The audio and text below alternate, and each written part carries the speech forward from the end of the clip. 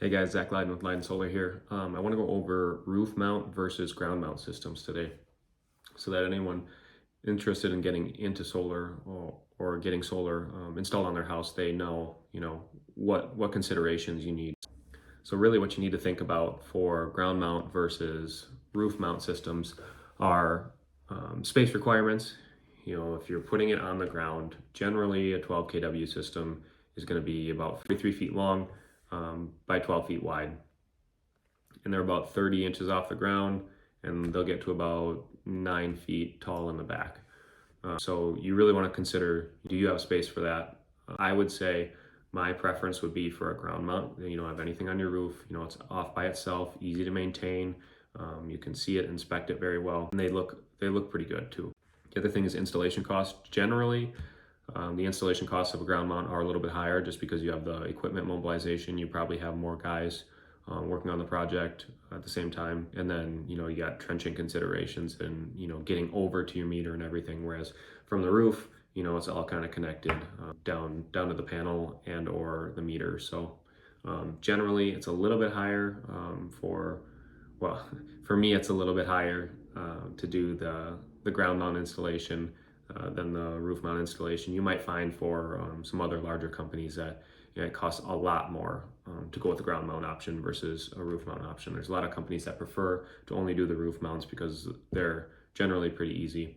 And the other thing you got to think about is permitting and aesthetics. So not only must you have the space requirements, but you need to know, well, you don't necessarily need to know your zoning requirements, but that would be on me. I have to figure out, in order to get a zoning permit, exactly where we can have this system where it's off your setbacks, whatever the amount is that your township, city, those local ordinances, whatever they tell you that you need to be off your property line or any neighboring properties or the right of way. Your local ordinances will tell you that. So that's another consideration, and then you have that a timeline of obtaining that permit before you can get into the rest of the process, which not a big deal in the grand scheme of things. You can generally get that permit pretty quick, but it is an extra consideration when you're thinking about things. And then roof mounts. There's obviously advantages to that, but you also need to consider several other things for your roof mount. What shape is your roof in? Is it new? Does it need to be replaced in the next 5 years? Well, then you probably don't want to put solar on it because then you're going to take it off and put it back on. Not the end of the world, and I wouldn't let that stop you from buying solar. Not necessarily in the next 5 years, but if you're looking 15, 20 years out, I would say don't let that stop you from buying solar, because taking it off and putting it back on, yeah, it's somewhat labor intensive, but at the end of the day, it's still a great investment, and a decent company can have that done really quickly. And then you're not going through any of the other permitting and interconnection jazz with that. So you're generally a whole lot quicker on that, and it won't cost you too much to get that done. But you should take care of your roof, and just because it's covered doesn't mean you can forget about it. So that's one thing I remind people after they put solar on is you still need to be inspecting your roof. You still need to be looking at this stuff. And if your roof needs replacing, don't let solar over the top of it let you or fool you, I guess, into thinking that you're covered, because you're not. So roof condition, orientation, you got to know which way your house is facing. Generally, we can do east and west roofs. We'll never do a north facing roof. You just won't get production out of it. And then the most ideal, obviously, is a big south facing roof. Not everyone has that, so the roof consideration isn't always an option, just like the ground consideration isn't always an option. And at the end of the day, neither of these might be an option for you, or neither might be a smart investment. So while others may try to make a sale on it, I'm here to tell you what's smart, what's not. Is solar a good investment for you? Because the answer in some cases is it just isn't. It doesn't work for your home or your business. The other things are accessibility, and then expansion. So if you're considering a ground mount, expansion's pretty easy. You can just tack on a couple more I-beams and then continue your rails further down, slap some more panels on.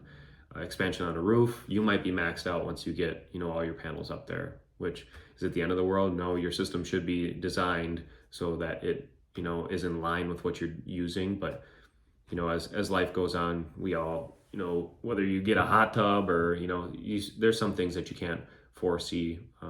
So increased usage, especially with kids, as kids get older. I got a few myself, and as they get older, they use more and more electricity, and so that's stuff you can't necessarily foresee, but you got to do the best you can when you're initially designing your system to cover all of that. But if you're considering expansion in the future, ground mount's definitely an option for that, unless you have extra room on your roof when all is said and done. That's just something you should be thinking about as well. And then heat and efficiency. The panels are going to be a lot more breathable when they're on the ground versus when they're on the roof. So ambient air temperature plus 10 degrees is generally what you're going to see on the roof. Solar panels, when they get hot, they do not perform quite as well. So that extra breathability, it does go not a significant ways for production, but it does make a difference. So another something to consider. I wouldn't let any of those considerations sway you one way or the other, but I do believe they should be weighed against each other, and then make the best decision for your home and for the production of the system. Aesthetics are important, and I understand that, but at the end of the day, it is a big investment, and I think production should lead that decision.